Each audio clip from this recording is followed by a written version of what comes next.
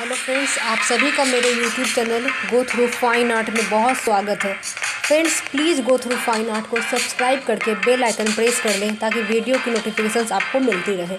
साथ ही साथ अगर वीडियो पसंद आए तो चैनल को लाइक करें और वीडियो को शेयर करें और अपने दोस्तों के साथ भी इसे शेयर करें ताकि ज़्यादा से ज़्यादा व्यूज मिल पाए। और दोस्तों, ये हमारा एक दूसरा चैनल है A to Z fine art, जिसपे हम NTA नेट की पेपर को लेके आते हैं, तो इसे भी सपोर्ट करें।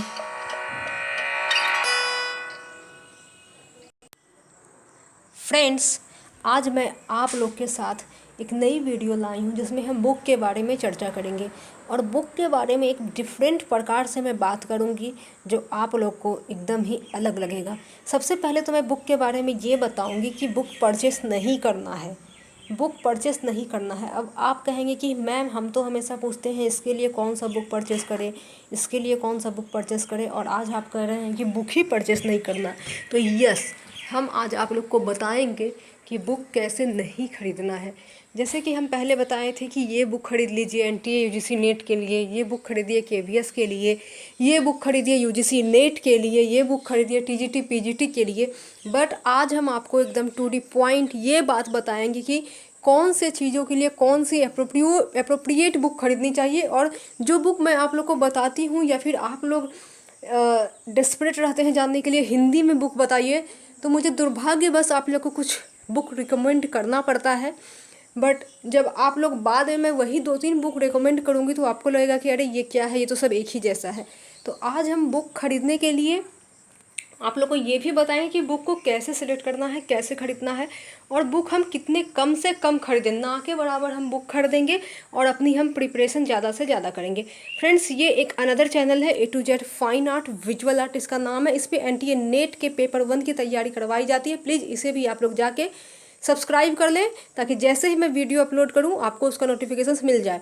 इस चैनल पे भी मैं बहुत सारे वीडियो डालती हूं, जैसे कि देखिए UGC नेट के इन्फॉर्मेशन के बारे में वीडियो डाली हूं, और साथ ही साथ यहाँ पे आपने अभी देखा होगा कि ये जो है NTA UGC नेट पेपर 1 का वीडियो डाल दी हूँ। और फिर ये हम डाले हैं NTA UGC नेट के ICT को लेकर डाल चुके हैं, ICT के फुल फॉर्म को लेकर डाल चुके हैं। तो बहुत ही इम्पॉर्टेंट चैनल है, इसे सपोर्ट करें। और आइए आज हम बुक के बारे में बात करते हैं। और फ्रेंड्स, इस वीडियो को, बुक के वीडियो को इंटरेस्टिंग बनाने के लिए मैं पटना म्यूज़ियम के जितने भी स्कल्पचर्स हैं, पटना म्यूज़ियम के या फिर बिहार म्यूज़ियम के नाम से जो भी जाना जाता है, उसकी इमेजेस रखी हूँ। तो देखिए, बुक के बारे में सबसे पहले हम ये बात करेंगे कि जैसे मैंने आप लोग को पहले बुक बताई थी कि रीता प्रताप का बुक खरीदना है, मीनाक्षी कासलीवाल का बुक खरीदना है, और ख़ास करके राकेश गोस्वामी की बुक मैं बताई थी। बट फ्रेंड्स, प्रॉब्लम ये है कि आप ये जो राकेश गोस्वामी की बुक खरीदते हैं या फिर UGC नेट के लिए एक बुक आता है जिसमें दृश्य कला लिख के, वो बुक आप लोग परचेस करते हैं। बहुत लोगों वो बुक परचेस किए हैं, मैं देखी हूँ।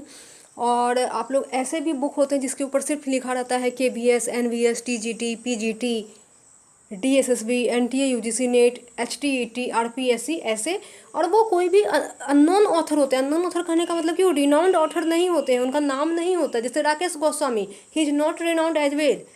और भी ऐसे बहुत सारे लेखक हैं जो कि रिनाउंड नहीं है। बस वो क्या करते हैं, 10-20 बुक पढ़ते हैं और वो बुक से कुछ ऑब्जेक्टिव क्वेश्चंस को अपने हिसाब से इनपुट करते हैं और वो पब्लिश कर देते हैं। तो फ्रेंड्स, इसमें क्या हो रहा है कि सबसे पहले तो मैं आप लोग का दोष दूंगी, सबसे पहले मैं आप लोग को इसकी विक्टिम बतलाऊंगी, क्योंकि आप लोग जाते हैं बुक परचेस खरीदने, उसने मार्केट में बुक डाला है बट वो आपको ज़बरदस्ती बुक नहीं बेच रहे हैं। आप खुद जाते हैं उनके पास और अपना दिखाते हैं कि आई वॉन्ट दिस बुक, और उसके बाद आप लेते हैं क्योंकि आप उस बुक को डेस्परेट होते हैं लेने के लिए। और क्यों होते हैं डेस्परेट उस बुक को लेने के लिए? इसके पीछे सबसे बड़ी रीज़न ये है कि आपको लगता है कि हम ये बुक पढ़ लेंगे तो NTA नेट या UGC या KVS NVS निकल जाएगा। बट अगर आपको NTA UGC net KVS NVS सच में निकालना है तो आप ऐसे बुक की हेल्प ले जो सच में आपको हेल्प करेगा, ना कि ऐसे ऑब्जेक्टिव क्वेश्चंस वाले बुक। अब एक बात मैं अभी खुद बोलूँगी तो आपको लगेगा कि अभी तो आप कहने बुक नहीं खरीदने, बट ध्यान से सुनिएगा। मैं एक बुक लिखने जा रही हूँ और वो ऑन गोइंग प्रोसेस में है, बट आई डोंट नो कि मेरे से वो बुक कब कंप्लीट होगा। Maybe 1 year, maybe 2 year, maybe 3 year, I don't know, no one knows ना। कि आप कब इसे ख़त्म करेंगे, क्योंकि हमारे साथ ही साथ अलग काम भी होते हैं, ना कि मुझे सिर्फ वही लिखना है। अगर सिर्फ वही लिखना है तो मैं वो बुक आराम से 1 महीना में ख़त्म कर सकती हूँ, but we have the other things also besides from that. So अब बोलिएगा कि मैं भी ये बुक बना रही हूँ, तो देखिए इसमें क्या होता है कि आप लोग खुद डिमांड करते हैं कि मुझे ऑब्जेक्टिव क्वेश्चंस चाहिए। जब आप लोग खुद ऑब्जेक्टिव क्वेश्चन डिमांड करते हैं तो ऑथर को ऑब्जेक्टिव क्वेश्चंस में बुक लिखने के लिए आप उन्हें मजबूर करते हैं। आप कहते हैं कि मुझे परसा हुआ थाली दीजिए और मैं आराम से उसे हाथ से भी नहीं, आराम से मैं उसे चम्मच से खा लूँगा या खा लूँगी। तो आप लोग ऐसा चाहते हैं, इसलिए ऑथर ऐसा कर रहे हैं। तो ऑथर को आप लोग दोष मत दीजिए। बहुत लोग, कल मैं रात में 12 बजे रात में यूट्यूब में कुछ देख रही थी और अचानक मुझे मन किया कि मैं इस पर एक वीडियो बनाऊं, क्योंकि उस पर जो भी कमेंट थे वो कमेंट उस बुक को लेके अच्छा ही नहीं, बल्कि इसमें सिर्फ यही लिखा गया था, मैं ऑथर का नाम नहीं लूँगी, जो लोग कमेंट किए हैं अगर वो मेरी वीडियो देख रहे हैं तो समझ जाएंगे। उन्होंने साफ यही कहा है कि ये जो ऑथर है इनकी सारी ही बुक एक जैसी है। मतलब अगर एक बुक में उन्होंने जो लिखा है उसी को आगे पीछे करके कॉपी पेस्ट करके सेकेंड बुक भी वो पब्लिश किए हैं। तो ठीक है ना, इसमें आपकी गलती है, आप क्यों खरीद रहे हैं सेम एक जैसा बुक। अगर कोई ऑथर है, मान लीजिए कि मैं एक एग्जांपल लेती हूँ, XYZ एक ऑथर है और वो एक ही टाइप का बुक लिख रहे हैं, तो आप क्यों परचेस कर रहे हैं। आप जब बुक दुकान पे जाते हैं तो आप उनके अंदर का कंटेंट क्यों नहीं देखते हैं, और अगर देखते हैं तो क्यों खरीदते हैं। क्योंकि आपको उस समय पता ही नहीं होता है कि ये कंटेंट और वो कंटेंट सेम है, क्योंकि आपने जो बुक परचेस किए हैं वो आपने अच्छे तरीके से पढ़े ही नहीं और आप जाके दूसरे बुक परचेस किए हैं। तो सबसे पहले अगर आप किसी भी एक ऑथर का बुक परचेस करते हैं, और कौन से ऑथर, नॉर्मल बुक जो ऑब्जेक्टिव क्वेश्चंस होते हैं उसके बारे में यहाँ पे बात कर रही हूँ मैं। पर्टिकुलर यहाँ पे जो ऑथर को बोल रही हूँ वो मैं ऑब्जेक्टिव क्वेश्चंस के बारे में बात कर रही हूँ। जो डिस्क्रिप्टिव होते हैं उसके बारे में बात नहीं कर रही हूँ, क्योंकि जो डिस्क्रिप्टिव ऑथर हैं वो बहुत ही रिनाउंड होते हैं। जैसे मैं भी एक एग्जांपल देती हूँ, आनंद कुमार स्वामी, नाम तो सुने होंगे। अगर मैं ज़्यादा बड़ा नाम ले लूँ, पर्सी ब्राउन, तो बहुत लोग नहीं सुने होंगे, बट आनंद कुमार स्वामी तो सभी सुने होंगे। मुल्क राज आनंद सभी सुने होंगे। इसी तरह से अगर हम रविन्द्रनाथ टैगोर बोलें तो सभी सुने होंगे। तो इस तरह के जो ऑथर हैं इनकी बुक परचेस कीजिए। और अब मैं आप लोग को ये बताऊंगी कि NTA UGC नेट के लिए कौन सा बुक आप लोग को परचेस करना है। तो सबसे पहले देखिए, अगर NTA UGC नेट आपको एक बार में क्लियर करना है, फर्स्ट अटैम्प्ट में क्लियर करना है, तो जो मैं आज रूल्स रेगुलेशन बता रही हूँ उसे आप फॉलो करें। अगर एक बार में नहीं निकला तो आप मुझे 100 कमेंट कीजिएगा, एक कमेंट नहीं 100 कमेंट कीजिएगा कि मैम आपने जो मुझे तरीका बताएं वो वर्क नहीं किया। ठीक है, और भी जो भी लिखने का मन करे मैं पूरा फ्रीडम देती हूँ। आप मुझे कमेंट में जो भी रबिश से रबिश चीज़ लिख सकते हैं, मैं खुद बोल रही हूँ। मैं जब रबिश कमेंट देखती हूँ तो मुझे थोड़ा सा लगता है कि अरे इसने ऐसा क्यों लिखा, बट आज मैं आप लोग को अलाउ कर रही हूँ कि आप जो मैं रूल्स बता रही हूँ उसे फॉलो कीजिए। और उस फॉलोइंग रूल पे अगर 100% दीजिएगा, ये नहीं कि हम बोल दिए और कुछ किए नहीं और कमेंट कर दिए, और कमेंट कीजिएगा। ठीक है, तो सबसे पहले हम आप लोग को ये बता रहे हैं कि अगर NTA UGC नेट क्लियर करना है तो एदित टोमरी की बुक मैं 50 बार बता चुकी हूँ। एदित टोमरी की बुक लीजिए और साथ में आप प्राणनाथ मागो की बुक लीजिए। प्राणनाथ मागो दोनों लैंग्वेज में अवेलेबल है, हिंदी और इंग्लिश, बट एदित टोमरी सिर्फ इंग्लिश लैंग्वेज में मिलती है।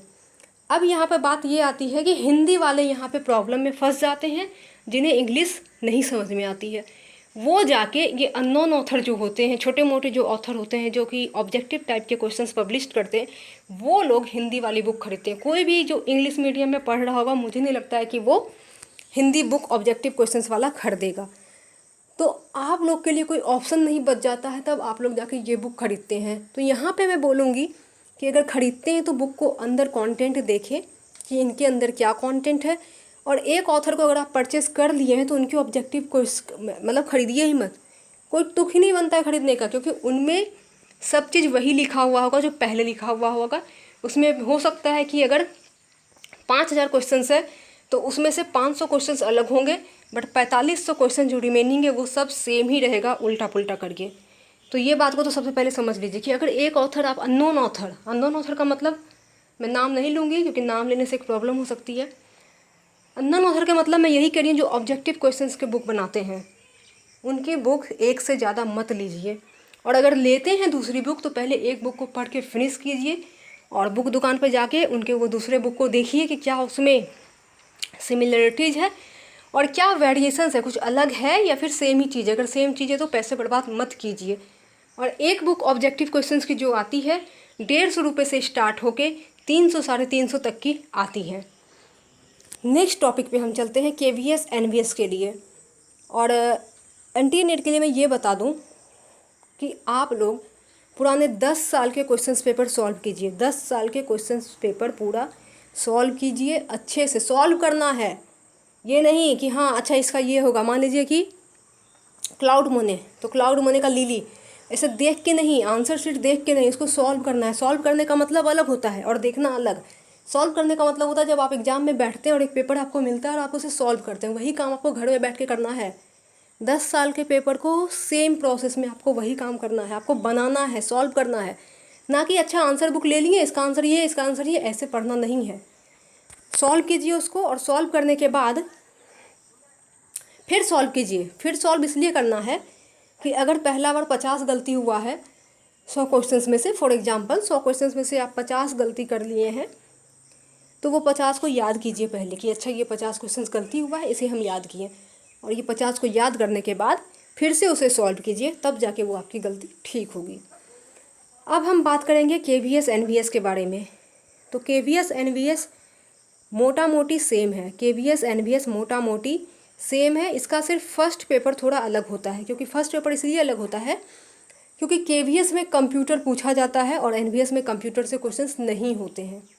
ठीक है, NVS में क्वेश्चंस आपके रीजनिंग से होते हैं, इंग्लिश हिंदी से बहुत क्वेश्चंस होते हैं, और आपका जो मदर टंग है हिंदी, उड़िया, संस्कृत तो खुद एक लैंग्वेज है, हिंदी, उड़िया, बंगाली, तमिल, इससे क्वेश्चंस पूछे जाते हैं। दूसरा पॉइंट ये है KVS NVS का कि उनकी एक प्रॉपर बुक आती है, मैं उस पर एक वीडियो बना दूंगी। उनकी एक प्रॉपर बुक आती है, आप उन्हीं बुक को परचेस करें तभी वो आपको हेल्पफुल करेगा। और KVS NVS के लिए ये बुक मैं बार बार बताई हूँ, रीता प्रताप की बुक और मीनाक्षी कासलीवाल, ये 2 बुक खरीदिए। तीसरी बुक खरीदने की कोई आवश्यकता ही नहीं है। रीता प्रताप का बुक जो है आपको चित्रकला के ऊपर होगा और मीनाक्षी कासलीवाल की जो बुक है वो आपका बौद्ध कला एवं स्थापत्य कला के ऊपर है, यानी कि चित्रकला और स्थापत्य कला के बारे में बताया गया, पेंटिंग भी और साथ ही आर्किटेक्चर के बारे में मीनाक्षी कासलीवाल ने बात की है। तो ये बुक खरीदें बस। और KVS के 2 और बुक हैं जो बहुत इंपॉर्टेंट हैं, ये मैं नेक्स्ट वीडियो में रिवील कर दूँगी। तो इतना अगर आप 3 महीने तक कर लेते हैं, 3 महीने, ज़्यादा नहीं, KVS NVS के लिए आप अगर लगातार 3 महीने पढ़ लेते हैं तो आपको कोई नहीं रोक सकता है। यहाँ पे हम पेपर 2 के बारे में बात कर रहे हैं। अगर हम KVS NVS के पेपर 1 के बारे में बात करें तो पेपर 1 में 50 क्वेश्चंस आते हैं और एक सीरीज से 10 क्वेश्चंस आते हैं। जैसे कि अगर आप कंप्यूटर से हैं तो 10 क्वेश्चंस पूछे जाएंगे, हिंदी से 10 क्वेश्चंस, इंग्लिश से 10 क्वेश्चंस, रीजनिंग से 10 क्वेश्चंस और general knowledge plus current affair से 10 नंबर। इसे पढ़ने के लिए आपको हिंदी की वो लोग सिलेबस देते हैं कि मुहावरा हो गया, संधि विच्छेद हो गया, एरर हो गया, ये सब करना है तो बस वही पढ़ के जाइए, जो वो लोग कहते हैं उसी को पढ़िए, एक्स्ट्रा कुछ पढ़ने की ज़रूरत नहीं है। अगर सिंपल वे में हम बोले तो हिंदी ग्रामर देखिए, इंग्लिश ग्रामर देखिए और कंप्यूटर के जो मेन टर्म्स होते हैं उसे देखिए। इस पर मैं वीडियो बना चुकी हूँ, आप हमारे गो थ्रू फाइन आर्ट पे आप जाके देखिएगा, समझ में आ जाएगा मैं क्या कहना चाह रही हूँ। और मैं पेपर 1 जो आप लोग को चैनल बताई A to Z fine art visual art, इस पर मैं अभी नेट पेपर 1 डाल रही हूँ, बट जैसे ही KVS की नोटिफिकेशंस आ जाएगी, जैसे ही KVS का फॉर्म आ जाएगा तो मैं वहाँ पे पेपर 1 भी बताऊँगी KVS के अकॉर्डिंग और NVS के अकॉर्डिंग, जब फॉर्म आ जाएगा तो। क्योंकि अभी से पढ़ाने का कोई मतलब नहीं है, ज़्यादा हिंदी इंग्लिश पढ़ने की ज़रूरत नहीं है, उतना ही पढ़ें जितना में आप पास हो जाए इन द सेंस। KVS में तो आप लोग को मालूम है कि हिंदी इंग्लिश अब जुड़ने लगा है, KVS में हिंदी इंग्लिश सब जुड़ता है। यानी कि अगर पेपर 1 में 50 नंबर के क्वेश्चंस होते हैं तो 50 ही नंबर अगर आप लाते हैं तो बहुत अच्छी बात है, वो सारे ही आपके ऐड हो जाएंगे। तो कैसे लाना है ये मैं आप लोग को बता दूंगी। अब हम बात करेंगे डीएसएसबी के बारे में, और यहाँ पे एक क्वेश्चन छोड़ रही हूँ कि ये जो आप स्कल्पचर देख रहे हैं बहुत ही फेमस स्कल्पचर है मौर्य टाइम का, इसका नाम बताएं। मौर्य पीरियड का ये स्कल्पचर बहुत ही फेमस स्कल्पचर है, आप इसका नाम बताएं कि इस स्कल्पचर का नाम क्या है। अब हम बात करेंगे डीएसएसबी के बारे में। तो देखिए डीएसएसबी मैं खुद कह रही हूँ कि थोड़ा सा डिफ़िकल्ट है, केवीएस एनवीएस से डीएसएसबी डिफ़िकल्ट है, बिकॉज वहाँ पे तो सबसे पहले निगेटिव मार्किंग है। तो जहाँ पे निगेटिव मार्किंग है, हम जब भी एग्ज़ाम देने जाते हैं तो 100 क्वेश्चंस में से 100 क्वेश्चंस कोई भी नहीं जानता है। कोई 98 जानता है, तो कोई 97 जानता है, कोई 90 क्वेश्चन जानता है। तो वो 2 क्वेश्चन 5 क्वेश्चन तो छोड़ेंगे ही निगेटिव मार्किंग की वजह से। तो सबसे पहला लैकिंग तो यहाँ आता है। दूसरी बात, हम डीएसएसबी में आपको ये बोलेंगे कि निगेटिव मार्किंग में तुक्का मारने की तो बिल्कुल भी कोशिश ना करें, बिल्कुल भी कोशिश ना करें। कोशिश कीजिए तुक्का मारने का तब जब आपको ऐसा लगे कि अरे हम तो भाई इसमें 50 क्वेश्चन ही जानते हैं और ये 50 क्वेश्चन अगर हम करके आते हैं तो ऐसे भी हम डिस्क्वालीफाई होंगे, उस समय पे आप यहाँ पे तुक्का मार सकते हैं। बट अगर आप 100 क्वेश्चंस में से 70 क्वेश्चन सॉल्व कर लेते हैं तो तुक्का मत मारिए। जो भी 70 नंबर आना होगा वो तुक्का के कारण आपके मार्क्स जो है कम होने की चांसेस हो सकती है। उसके बाद डीएसएसबी को लेकर मैं एक बाद में वीडियो ज़रूर बनाऊंगी, क्योंकि डीएसएसबी थोड़ा सा लेंदी है। इस वीडियो में अगर बनाऊंगी तो बहुत लंबा हो जाएगा। तो डीएसएसबी के लिए एकदम अलग बुक और डिफरेंट बुक और वेरियस बुक्स पढ़ने पड़ेंगे। एक बुक पढ़ने से नहीं होगा। जैसे केवीएस एनवीएस के लिए मैं बताई कि रीता प्रताप मीनाक्षी कासलीवाल पढ़ लीजिएगा तो हो जाएगा। उसी तरह से अगर आप डीएसएसबी के लिए मैं ऐसे कोई 2 बुक का नाम लूँ तो वो पॉसिबल नहीं है। उसके लिए आपको पूरा सिलेबस पढ़ना होगा। जैसे सिंधु घाटी क्या है, सिंधु घाटी के अंदर जितना भी है, मोहनजोदड़ो, लोथल, हड़प्पा, हर कुछ पढ़ना होगा। फिर इजिप्शियन आर्ट भी पढ़ना होगा। और कुछ लोग ये भी पूछते हैं क्या डीएसएसबी में पेपर जो हमारा फाइन आर्ट का होता है उसमें सिर्फ इंडियन आर्ट से क्वेश्चंस आते हैं या वेस्टर्न से भी आते हैं। तो फ्रेंड्स ये मैं आप लोग को क्लियर कर दूं कि सिर्फ इंडियन आर्ट से ही क्वेश्चंस आते हैं।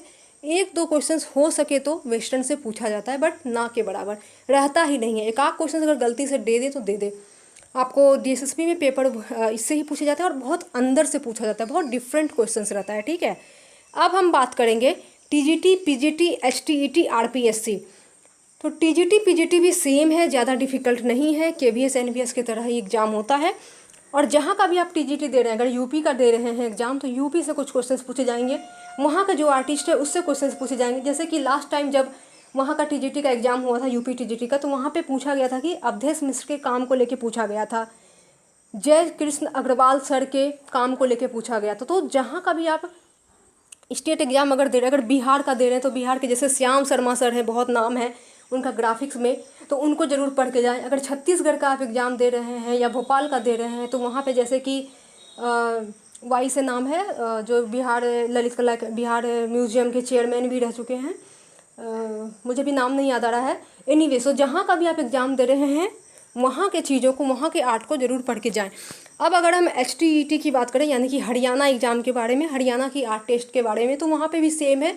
वहाँ पे क्वेश्चंस पूरा डिफरेंट होते हैं और मेरे पास पेपर है तो मैं भी वो आप लोग के साथ शेयर कर दूँगी।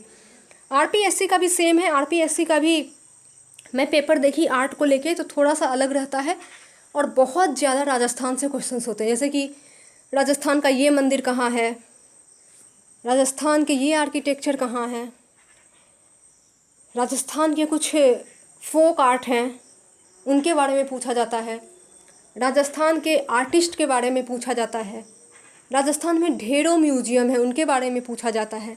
तो ऐसे क्वेश्चंस पूछे जाते हैं। ठीक है, तो ऐसे करके आप तैयारी कीजिए। और बुक तो मैं आप लोग को बता दी हूँ कि प्लीज़ अननोन ऑथर का ख़रीदने की कोशिश ना करें। और अगर हिंदी वाले परचेस करते भी हैं तो प्लीज़ एक ऑथर के एक ही बुक खरीदें, उनके 2-3 बुक खरीद के अलमारी में सजाने से कोई मतलब नहीं है। अब हम लास्ट में आप लोग को बता दे रही हूँ बहुत ही इम्पॉर्टेंट बुक जो आपको एनटीए यूजीसी नेट में फुल्ली हेल्प करेगा। और जो एनटीए यूजीसी नेट के लिए ये बुक को पढ़ लेगा पूरा, उसे ये केवीएस एनवीएस में भी हेल्प करेगा। क्योंकि क्योंकि केवीएस एनवीएस के जो सिलेबस होते हैं वो बहुत कम होते हैं, बहुत छोटा होता है, थोड़ा सा ही पढ़ने से काम हो जाता है। बट एनटीए यूजीसी नेट के लिए सिलेबस ह्यूज है। ह्यूज सिलेबस कहने का मतलब हर कुछ, अगर वेस्टर्न आर्ट के अगर 100 आर्टिस्ट हैं, 1000 आर्टिस्ट, तो सारे पढ़ने हैं। जितने ईजम हैं सारे पढ़ने हैं, वो भी क्रोनोलॉजी भी उनका याद करना है, सारे आर्टिस्ट के डेट क्रोनोलॉजिकल याद करना है, सारे आर्टिस्ट के काम क्रोनोलॉजिकल याद करने हैं, है ना, क्योंकि ये सब चीज़ पूछे जाते हैं। इंडियन आर्टिस्ट पूछे जाते हैं, मिनिएचर पूछे जाते हैं, आर्किटेक्चर पूछा जाता है। क्या छोड़ते हैं? एनटीए नेट में कुछ भी नहीं छोड़ते हैं, हर जगह से एक क्वेश्चन पूछा जाता है। तो उसके लिए मैं रेकमेंड कर रही हूँ आज फिर से बहुत इम्पॉर्टेंट बुक, और सेम बुक सबसे पहले एडिथ टोमड़ी। अगर आपको कम पढ़ना है, क्रिस्प पढ़ना है, कम टाइम में पढ़ना है, तो एडिथ टोमड़ी को खरीदें और इसके साथ प्राणनाथ मागो को परचेस करें। और यूट्यूब पे जितने भी वीडियो मैं आप लोग को बता रही हूँ उसे कंटिन्यूसली देखें, उससे आपको बहुत हेल्प मिलेगा। उसके बाद मैं आप लोग को नेक्स्ट बुक बता रही हूँ। अगर आप इंग्लिश पढ़ सकते हैं तो जॉनसन नाम की बुक है, जॉनसन नाम है, ठीक है। अगर आप लोग बोलेंगे तो इस बुक का मैं पूरा नाम दे दूँगी, डिटेल दे दूँगी। इसका पीडीएफ अवेलेबल है, ये आपको परचेस नहीं करना पड़ेगा, इसका पीडीएफ इजीली मिल जाता है वेबसाइट पे। बट ये बहुत ही डिटेल में बताया गया है और इतना डिटेल में पढ़ने की ज़रूरत नहीं है। अगर इसीलिए मैं कह रही हूँ क्रिस्प पढ़िए, क्रिस्प पढ़ने के लिए आप एडिथ टोमड़ी रखिए। बट अगर आप लोग डिटेल में जाना चाहते हैं तो फिर आप जॉनसन नाम की एक बुक है जिसका पीडीएफ मिल जाएगा, मेरे पास भी अवेलेबल है। अगर किसी को चाहिए तो वो मुझे कमेंट में अपना ईमेल आईडी दे दीजिएगा, मैं आपको उसका पीडीएफ सेंड कर दूँगी। तो ये बुक आप पढ़ सकते हैं। और उसके बाद साथ ही साथ समझने के लिए जो हिंदी के लोग हैं, वो फिर से मैं कह रही हूँ, थर्ड टाइम रिपीट कर रही हूँ, रीता प्रताप का ले सकते हैं और मीनाक्षी कासलीवाल का ले सकते हैं। उसके बाद मैं सजेस्ट करूँगी कि इतना के बाद भी, प्राणनाथ मागो की बुक लेने के बाद भी आप लोग विकीपीडिया यानी गूगल, सबसे महत्वपूर्ण है गूगल, विकीपीडिया से पढ़िए। जैसे मैं आर्टिस्ट का लिस्ट आप लोग को क्रोनोलॉजी दे चुकी हूँ पेंटर के, जैसे गोगी सरोज पाल हैं, अमृता शेरगिल है, अर्पणा कौर है, अंजलि एला मेनन है, अर्पिता सिंह है, बिशंभर खन्ना है, ये सब आर्टिस्ट हैं। ये सब आर्टिस्ट की लिस्ट दे दी हूँ और कुछ कुछ आर्टिस्ट को मैं डिटेल में भी पढ़ाई हूँ, जैसे शंखो चौधरी, नीलिमा शेख, गुलाम मोहम्मद शेख, मनु पारेख, विभान सुंदरम, गीता कपूर, ये सब मैं डिटेल में पढ़ाई हूँ। बट कुछ कुछ अभी तक भी पढ़ाना नहीं हो पाया, क्योंकि हर दिन थोड़ा थोड़ा पढ़ाते ही क्या हो रहा है, टाइम जितना है उतना मैं वीडियो अपलोड कर पाती हूँ और 10 क्वेश्चंस के सीरीज, 20 क्वेश्चंस के सीरीज लाती हूँ। तो ये सब हर दिन अगर मैं एक लाऊं तो भी आप लोग का काम हो जाएगा, बट खुद से मेहनत करना ज़रूरी है।